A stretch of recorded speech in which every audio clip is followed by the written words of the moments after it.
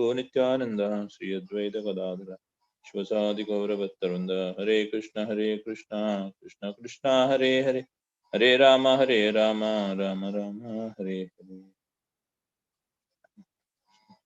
Namaste Saraswati Devi Gaurani. Hare Krishna.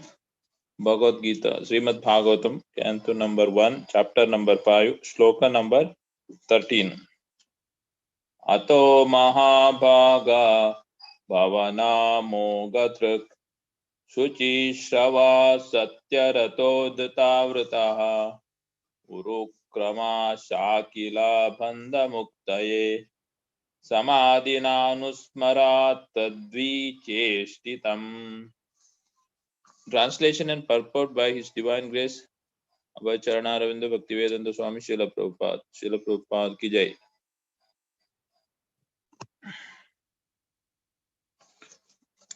Translation. O Vyasadeva, your vision is completely perfect. Your good fame is spotless. You are firm in awe and situated in truthfulness, and thus you can think of the pastimes of Lord in trance for the liberation of the people in general from all material bondage. Purport. People in general have a taste for literature by instinct. They want to hear and read from the authorities something about the unknown, but their taste is exploited by unfortunate literatures which are full of subject matter for satisfaction of material senses. Such literature contains different kinds of mundane poems and philosophical speculation, more or less under the influence of Maya, ending in sense gratification. This literature, although worthless in the true sense of the term, are variously decorated to attract the attention of the less intelligent men. Thus, the attracted living entities are thus the attracted living entities are more and more entangled in material bondage without hope of liberation for thousands and thousands of generations.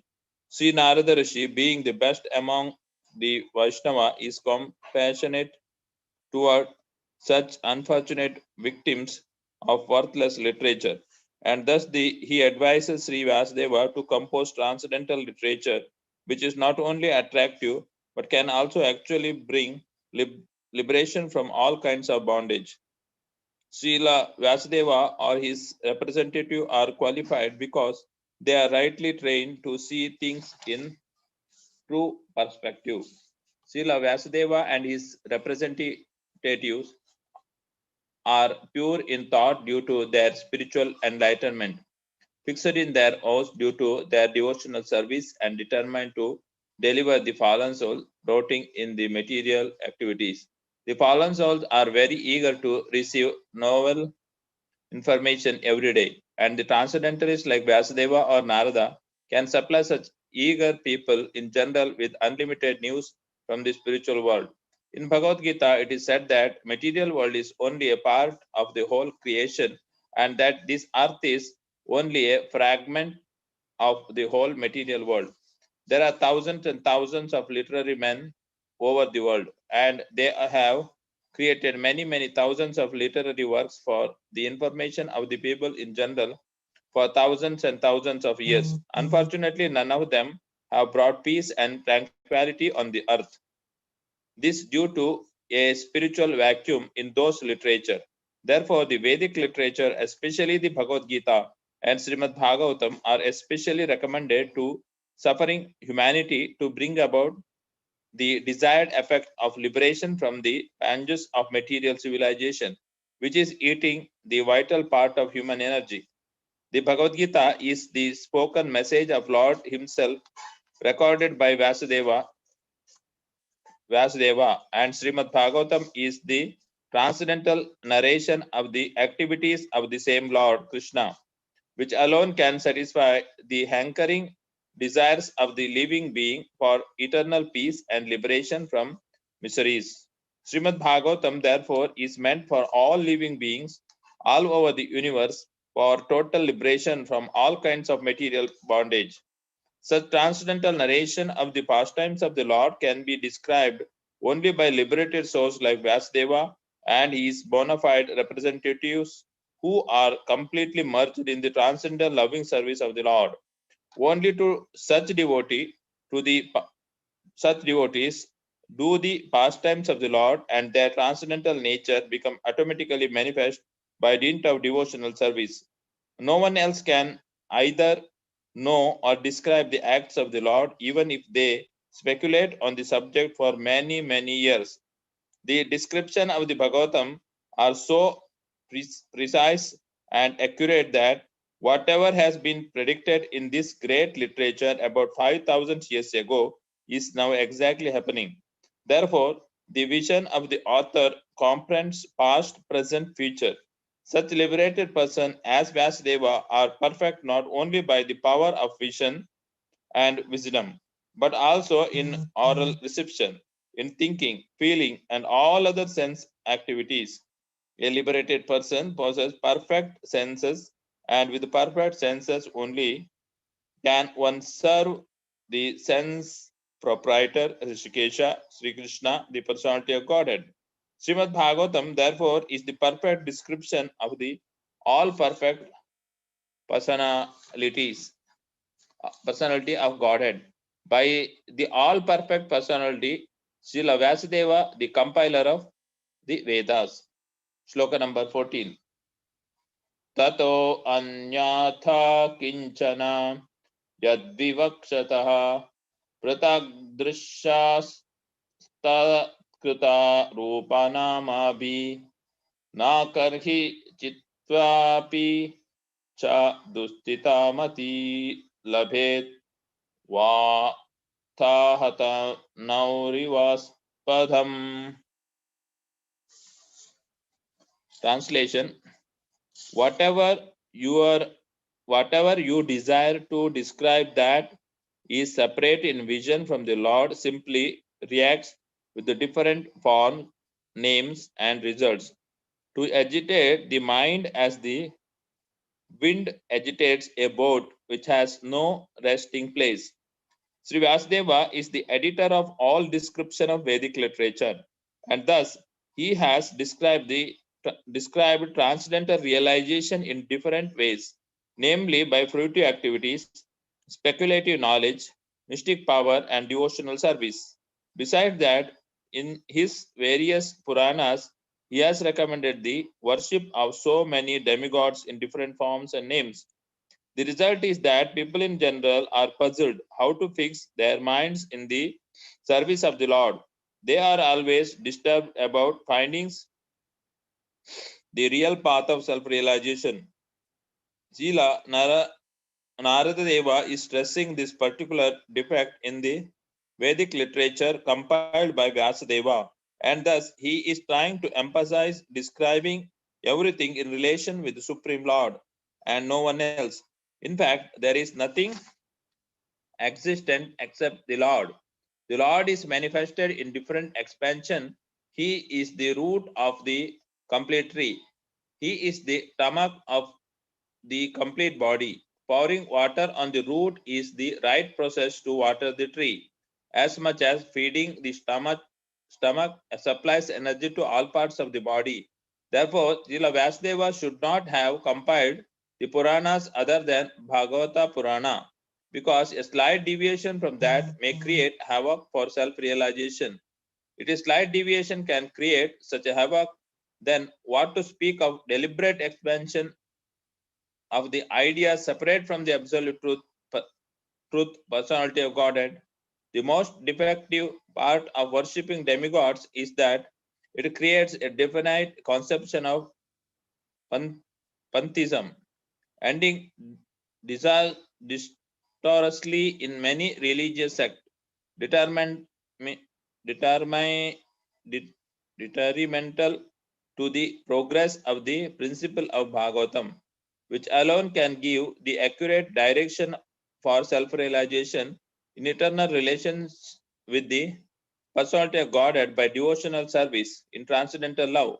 The example of the boat disturbed by the whirling wind is suitable in the respect. The diverted mind of the pantheist can never reach the perfection of self-realization due to the disturbed condition of the selection of object.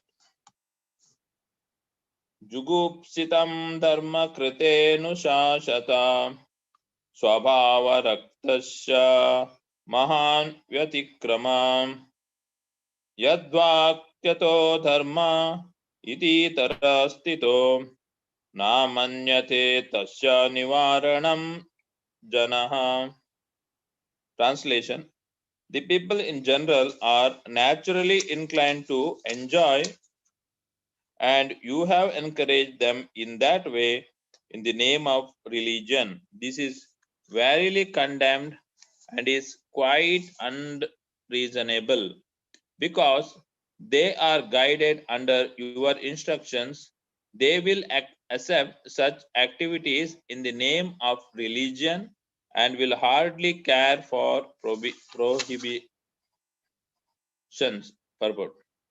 Srila Vyasadeva compilation of different Vedic literature on the basis of regulated performance of fruitive activities as defined in Mahabharata and other literature is condemned herewith by Srila Narada.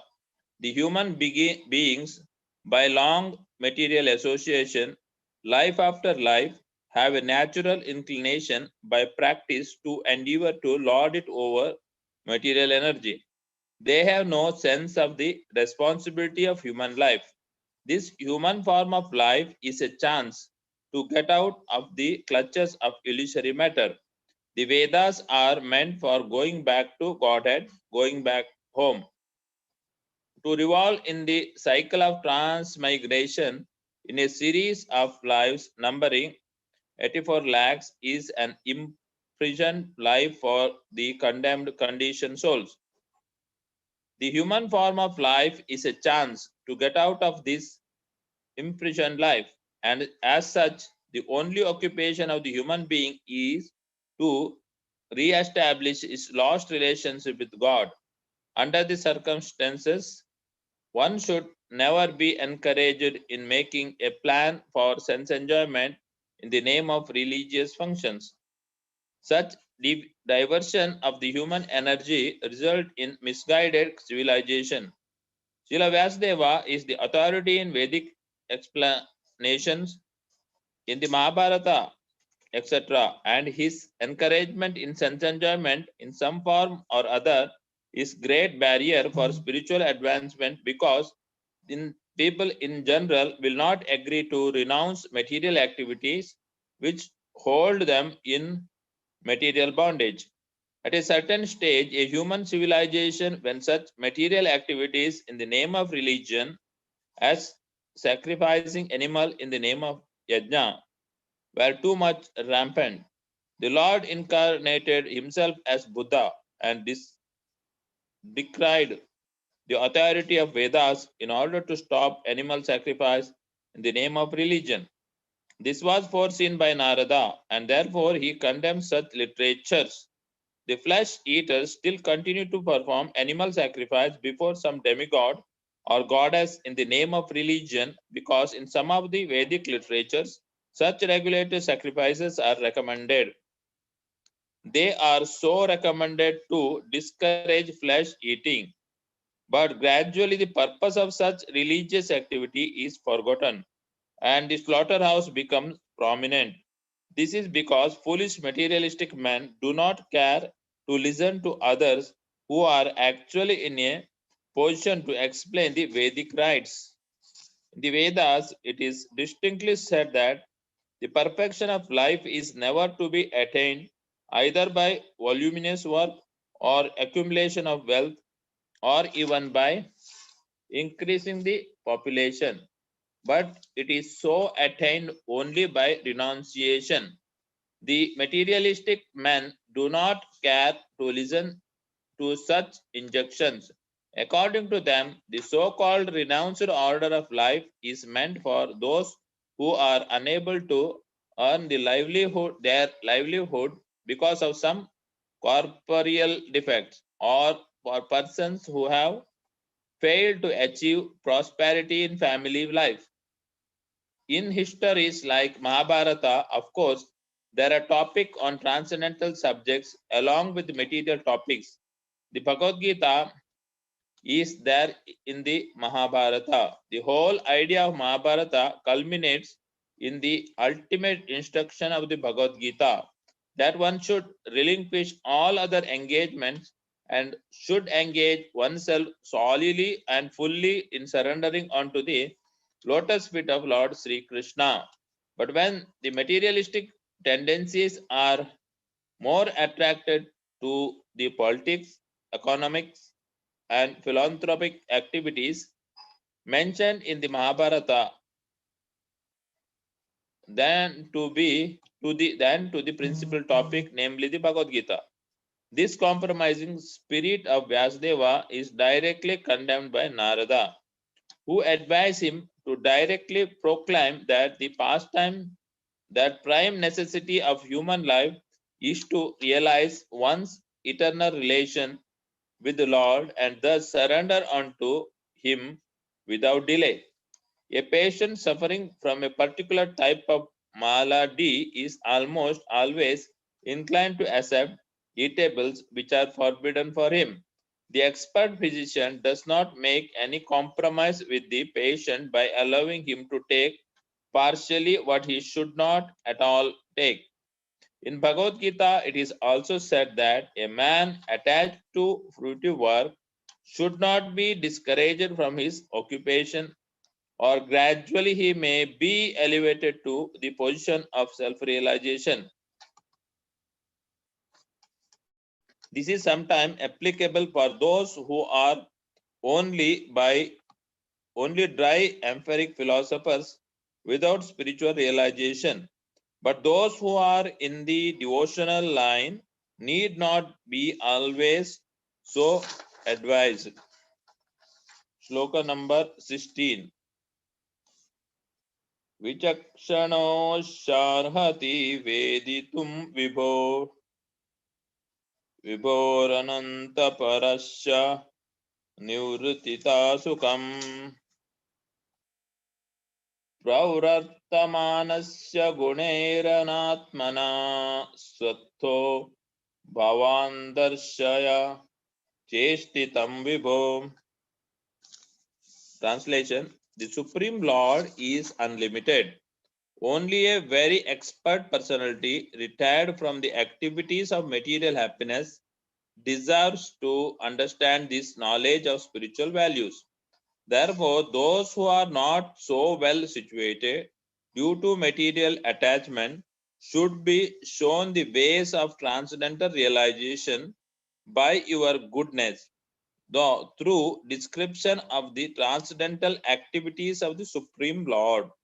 Purport: Theological science is a difficult subject, especially when it deals with the transcendental nature of God. It is not a subject matter to be understood by persons who are too much attached to material activities. Only the very expert who have almost retired from materialistic activities by culture of spiritual knowledge can be admitted to the study of this great science. In the Bhagavad Gita, it is clearly stated that out of many hundreds and thousands of men, only one person deserved to enter into transcendental realization. And out of many thousands of such transcendentally realized persons, only a few can understand the theological science specifically dealing with God as a person. Sri Vyasadeva is therefore advised by Narada to describe the science of God directly by relating his transcendental activities. Vyasadeva is himself a personality expert in this science, and he is unattached to material enjoyment. Therefore, he is the right person to describe it, and Sukadeva Goswami, the son of Vyasadeva, is the right person to receive it. Srimad Bhagavatam is the topmost theological science, and therefore it can react on the layman as medicinal doses because it contains the transcendental activities of the Lord. There is no difference between the Lord and the literature. The literature is the factual literary incarnation of the Lord. So the layman can hear the narration of the activities of the Lord.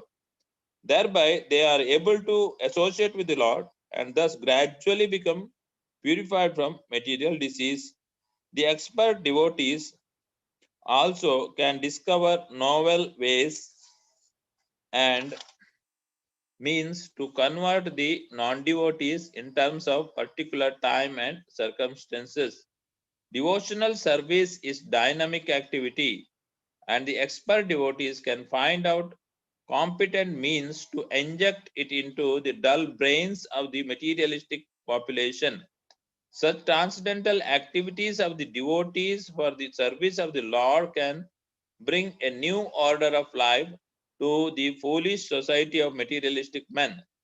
Lord Sri Chaitanya Mahaprabhu and his subsequent followers exhibited expert dexterity in this connection. By following the same method, one can bring the materialistic men of this age of quarrel into order for peaceful life and transcendental realization. Hare Krishna. Guruji, can I stop or continue? Yes, Prabhu. So we can have some discussion and then we can move further, okay. Prabhuji. Sure, Prabhuji. So yes, Prabhu, if you want to please highlight some points what we read today. Yes, Prabhuji, you can start, Prabhuji. Okay, Prabhu. So now we request devotee for any clarification or any point of discussion. Now we are in a very, very important section of Bhagavatam. Entire Bhagavatam is very important. And now we are in the section in this chapter where Narad Muni has appeared as a helpline. And we also discussed last time that how we all should have such kind of helpline in our life where we can, approach the devotee and we can open our heart and we can get the proper guidance. And we see here the one thing, very important thing, which Vyasdev is referring here Vyasdev has been referred by Narad Muni, Anuvarnita, that we have not repeated the glories of the Lordship repeatedly. And Vedanta Sutra describes that Anandamayo Bhyasat. Anandamayo Abhyasat. It's a very important sutra of Vedanta Sutra 1.1.12. And Prabhupada quotes several times. He speaks also several times in his lecture. That Anandamayo Bhyasat, the spirit soul, becomes situated in the full bliss. By what? Abhyasat, by practice. The word practice means the repetition, the concept of repetition. And that's what we see in our parampara, like Srila Bhaktisiddhanta Thakur Maharaj also, from 1900 to 1910, almost 10 years, he was just chanting 1 crore names every day. Every day. 1 billion name in this life actually, in this span of 10 years. So almost like Haridas Thakur, he used to chant every day 20 hours. Repetition. Abhyas. And what we have been given, this abhyas of chanting and hearing, this constant repetition. Srila Prabhupada himself, we see that although he was so much busy in traveling 12 years and establishing temples all over the world, and several times he was, counting one time in Bombay, one mayor, the mayor of Bombay came. That time Prabhupada was counting the $100 bills, and whole gaddi, which has come from the abroad for Juhu temple. And so he was busy, so many activities, finance and legal activities. But everyday night, we all know from Prabhupada Lilamritam, everyday night from 12 to almost 4:30, 5 o'clock, he was in full, complete touch of Srimad Bhagavatam, translating Srimad Bhagavatam. Abhyas. So Ananda Mayo Abhyasa. This is what Naraji is saying here. That Anuvadita, that repeatedly glorification of Krishna, you have not done. And without that Ananda, the Jiva will not be established in the blissful state. So that's what we read till last week. And now Narad Muni is saying from 12 to 16 verses that how bhakti is the only asset. And today we started from the 13th verse.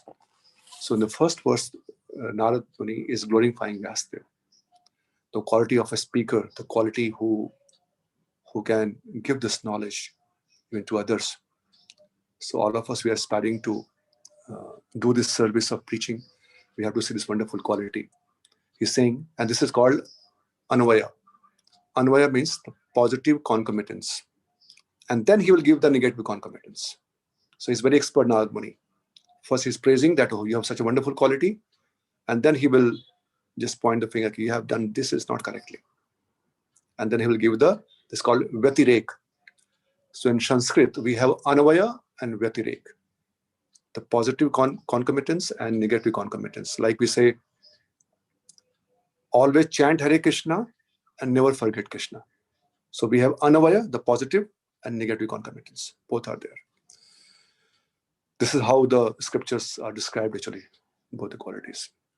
So he says, you are fortunate, Mahabhaga, with your perfect vision, Amogha Drik. Drik means a drishti. Perfect vision you have. And you have a spotless character, spotless fame. Suchi Shrabaha. So these are the qualities. If someone wants to take the shelter of the Srimad Bhagavatam and also wants to do the service of Srimad Bhagavatam selflessly. So we heard even in the first canto, first chapter also, the 6 and 7 verses, when the Shaunakadisi were glorifying the wonderful characteristics of Sud Goswami Pad, that is spotless in character and wonderful qualities, free from vices. Similarly, he's saying, you are spotless fame, Suchi Shrabaha, and truthfulness, Satyarato, and Dridhavrataha. This is a very, very important quality, Dridhavrataha.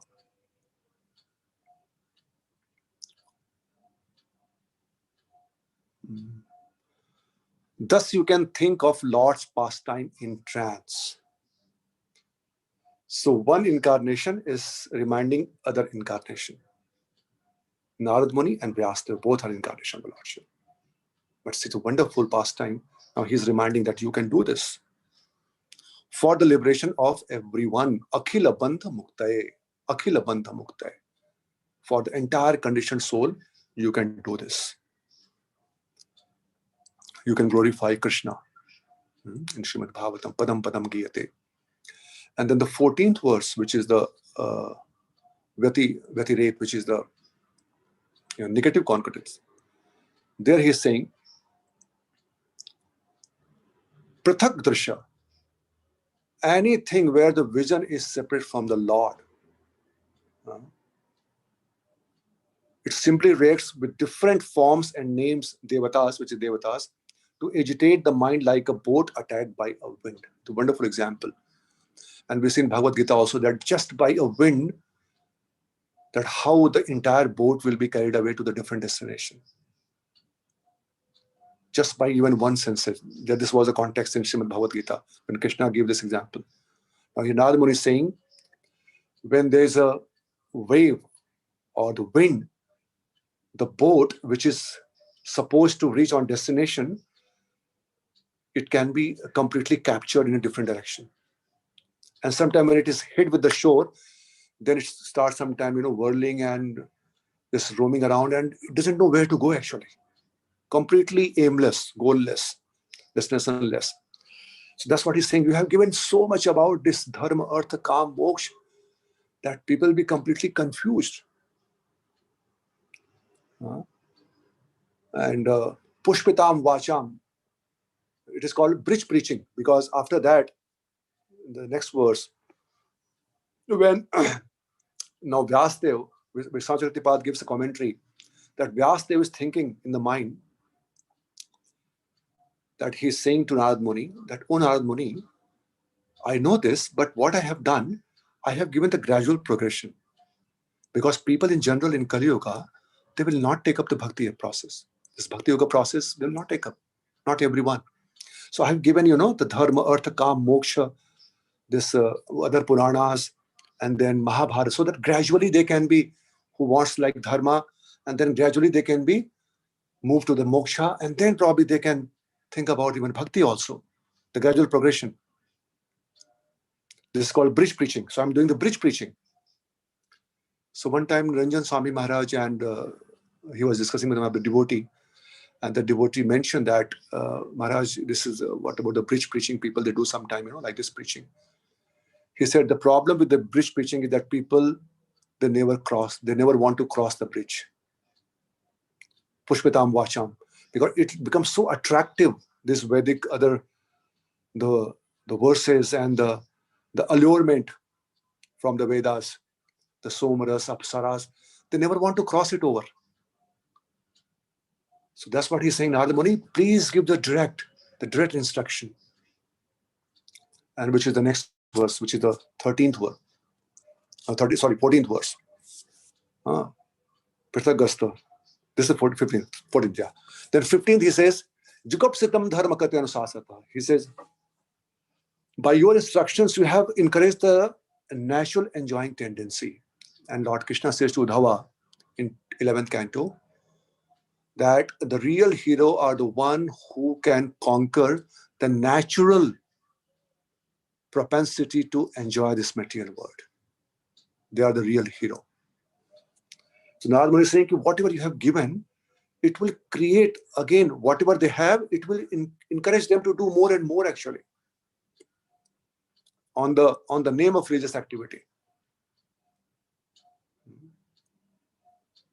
And we can see so many anushthan is given in the Vedas. You want to enjoy like this is there. You want to enjoy like this is there. You want a good husband, good wife. You want to enjoy sex. And so many things. So many things in the Vedas, they have given almost everything. So he's saying, you have encouraged the natural enjoying tendency, the more and more, because already they have it. And by that process, it will increase. And very few people will be able to go to the moksha. Otherwise, dharma, artha, kama, these three only, it will completely capture the majority of the people. So this is he's showing the Vyatirek. So again, the Vyasdev is thinking that, oh my Lord, I have given because I really want them to, because people, as you mentioned, they're so much in the enjoying tendency. So I've given slowly, gradually they will be going up. So I've given the mode of ignorance, then mode of passion, then mode of goodness, different Puranas, so that gradually they can move ahead. So I said, how do you like my idea? So the next verse, he said, Vichakchano Sharhati. And Prabhupada writes in the translation word to word meaning that Vichakchano, who are very, very expert. There are some people out there who are very expert, and they know that the qualities of the wonderful, the Ananta quality, Ananta Guna of the Lordship. And they're also aware that Vartamanasya, even in the present age, they are there who knows the wonderful form and quality of the Krishna. Very few people, Prabhupada writes the purport, Manushyanam Sahasresu. But there are people who are just waiting for such literature. And in right, Prabhupada writes in the translation that therefore those who are not so well situated in this situation due to material attachment should be shown the ways of transcendental realization by your goodness. You are expert. Vichakshana, you can do that. Through descriptions of the transcendental activities of the Supreme. Because what will happen, Srimad Bhagavatam says that if we hear the glories of Krishna, so 9th canto, 24 chapter, 61 verse. I've just opened it here now. This is just before the 10th canto, the last chapter of 9th canto. Here Sukadeva Goswami says that why Krishna is going to appear in Kali Yuga. This wonderful verse comes here. Kalau janishyamanam dukha shokatam anudam. Dukha shokatam anudam. The people who are completely in mode of ignorance, tamo guna, and bewildered by dukh and shoka. For them, anugrahaya bhaktanam supunyam vyatanodo yashaha. To show the causeless mercy to the devotees who would take birth in the future in this age of Kali, the Supreme Personality of Godhead Krishna acted in such a way that simply by remembering him, one will be freed from all the lamentation and unhappiness of material existence. Such a wonderful shloka.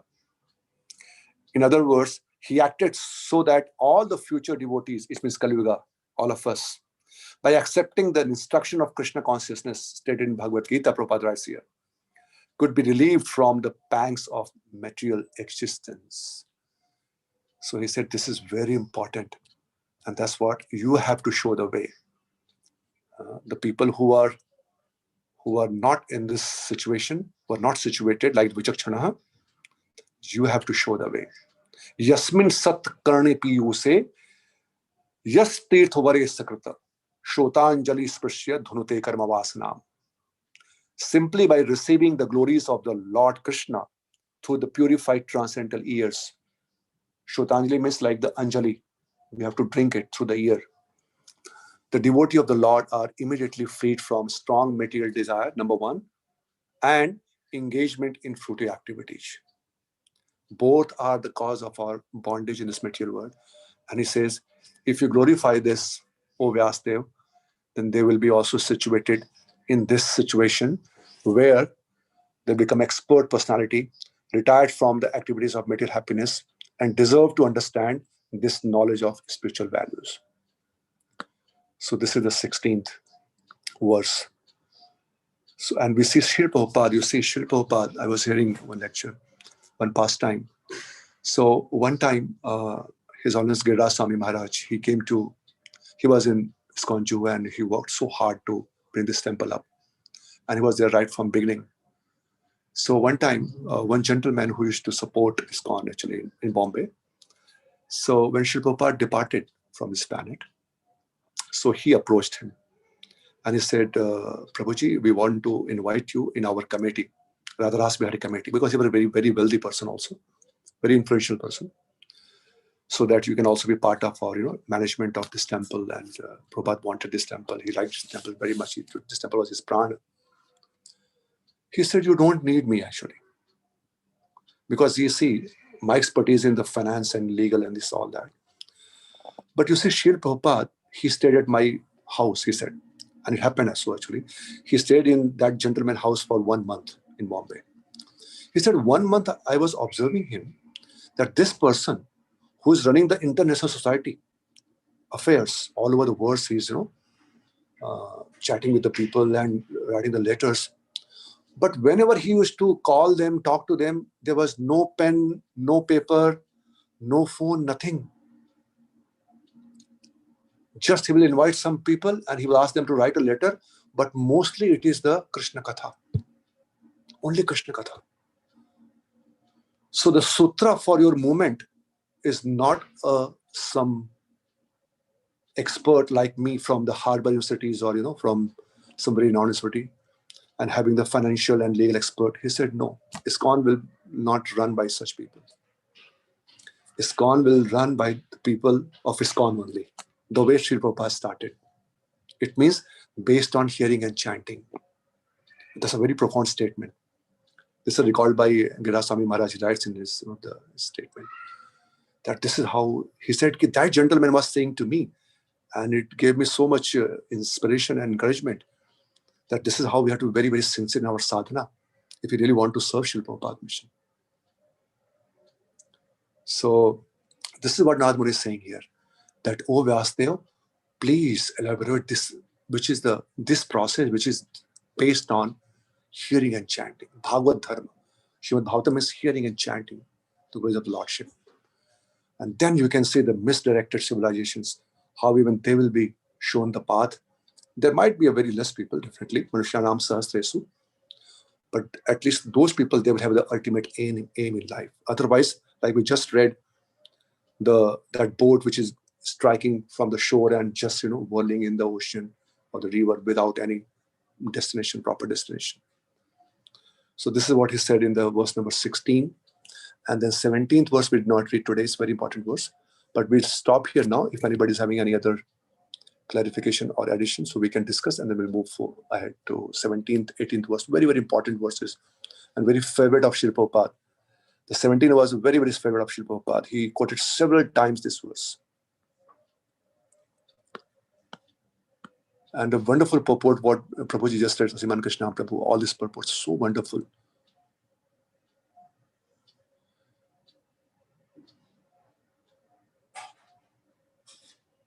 Prabhupada writes here, it is not a subject matter to be understood by persons who are too much attached to material activities. Only the very expert people who have almost retired from the material activities. Tvam akinchana gocharam. Tvam akinchana, same thing Kunti Maharani says. The people who are mentally exhausted, you are captured, you are, the only those people, they can get you, oh my Lord. Otherwise, you are adhokshaja. So, but Prabhupada says, Narad Muni says, oh Vyasdev, but you have to show the way. And this is the way. And we can see Srila Prabhupada. And we can think about our life actually. Although we have not taken seriously this process, but we can see the changes, right? The way we were living our life before, the way we were thinking, the way we were planning. Now there's a vast difference, the gulp of difference. How? Based on teaching of Srila Prabhupada, based on the mercy of Srila Prabhupada. So he has shown the way actually. He has shown the way through his Bhaktivedanta purport of Bhagavatam, Bhagavad Gita, the literature. So we can see even the misdirected society, they are changing actually, who are able to take the shelter somehow or other. And now it is responsibility to all of us on our shoulder that how we can maximize this, that more and more such people, conditioned soul, even they can be inspired to see through Srimad Bhagavatam, Gyan Chakshu. So whatever we are is the gift of Lord to us, but whatever we become will be gift to Lord from us. This I heard from Chaitanya Charan Prabhu. Very nice statement. Whatever we are is a gift of Lord to us. It means there's no need to complain. We have got this human form of life by the mercy of Lordship. Manusyanam sahasrasu and dullabho manaso deho. But now whatever we become by taking this process sincerely, that will be our gift to the Lordship.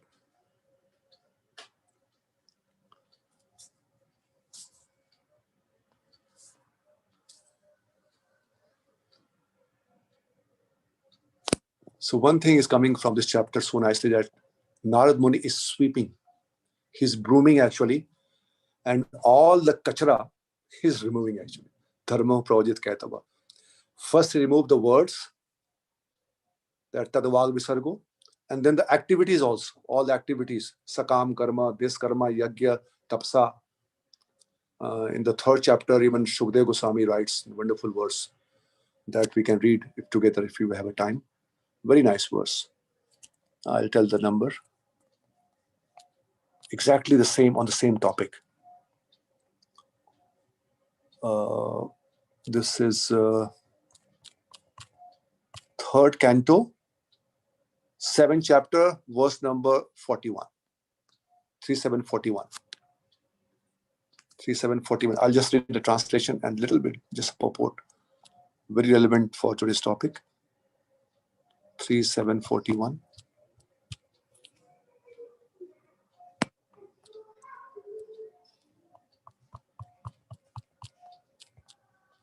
Yes. Sarve Vedasya Yagasya Tapodanani Chanagha Jiva Abhaya Pradhanasya Na Kurviram Kalamapi. Jiva Abhaya Pradhanasya. जीव को अभय प्रदान करने वाली जो है उसको छोड़ करके बाकी जो भी विधि है, like the सर्वे वेदस्य यज्ञस्य तपो दान, everything, that will not satisfy soul. So he says here, O spotless one, your answers to all these questions will grant immunity. Immunity, now we are looking for immunity, right? For the corona, he is saying, will grant immunity from all material miseries. Such charity is greater than all Vedic charities sacrifices, penances, etc. Prabhupada writes in the purport, the highest perfectional work of charity is to give people in general immunity from the anxieties of material existence. And this can be done only by performing activities in devotional service to the Lord. Such knowledge is incomparable. Cultivation of the knowledge in the Vedas, performance of sacrifices, and distribution of munificent charities all together cannot form even a part of the immunity from the pangs of material existence that is gained from devotional service. So this is matrimony to Vidura. Such a wonderful verse, same context. So we can see the same kind of answer is coming from matrimony to Vidura also. That only devotional service will satisfy the soul.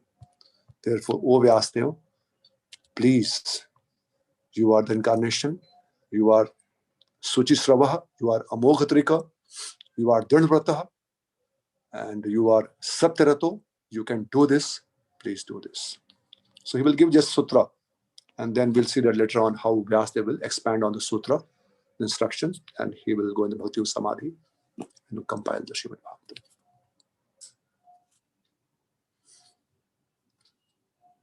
Siman Krishna Prabhu. So if there's no further discussion, we can read maybe one, two more verses. Hare Krishna.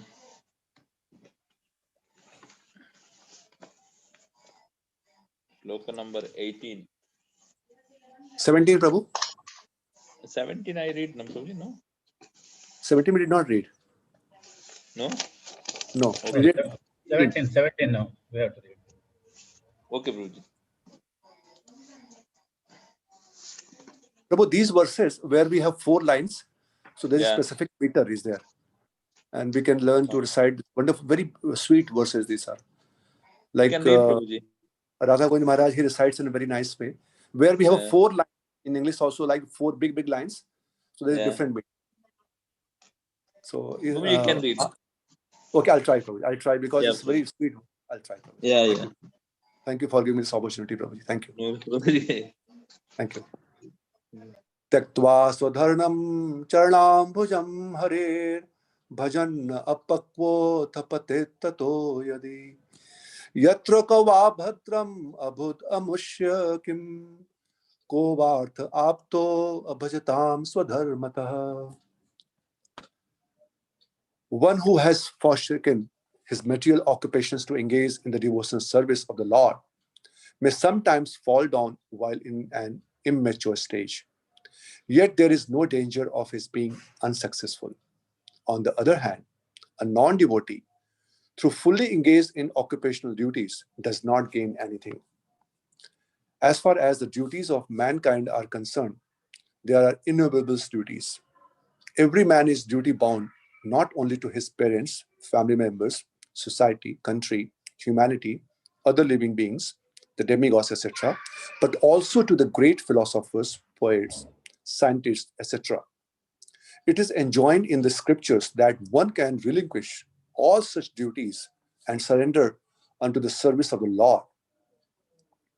So if one does so and becomes successful in the discharge of his devotional service unto the Lord, it is well and good. But it is so happens sometimes that one surrenders himself unto the service of the Lord by some temporary sentiment. And in the long run, due to so many other reasons, he falls down from the path of service by undesirable association. There are so many instances of this in the histories. Bharat Maharaj was obliged to take his birth as a stag due to his intimate attachment to a stag, deer. He thought of this stag when he died. As such, in the next birth, he became a stag. Although he did not forget the incident of his previous birth.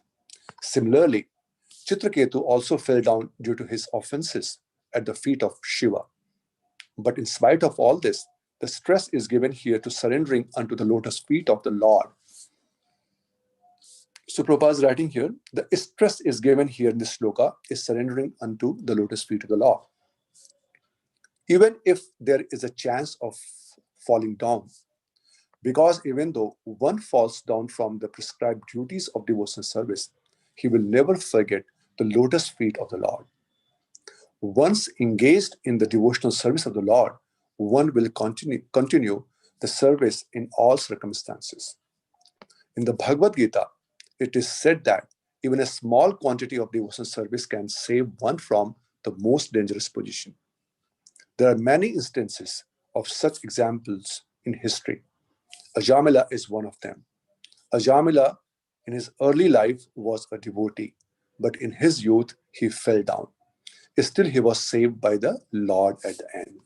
It's a beautiful purport and beautiful verse. Very, very favorite verse of Srila Prabhupada. So in the same connection, we can see it, that when Narad Muni said like this, when the argument is going on that I have written so many things, for the people who can gradually come to this stage, and Narad Muni saying, no, you have not described, this wonderful description of Lordship and the Bhakti Yoga process directly and again.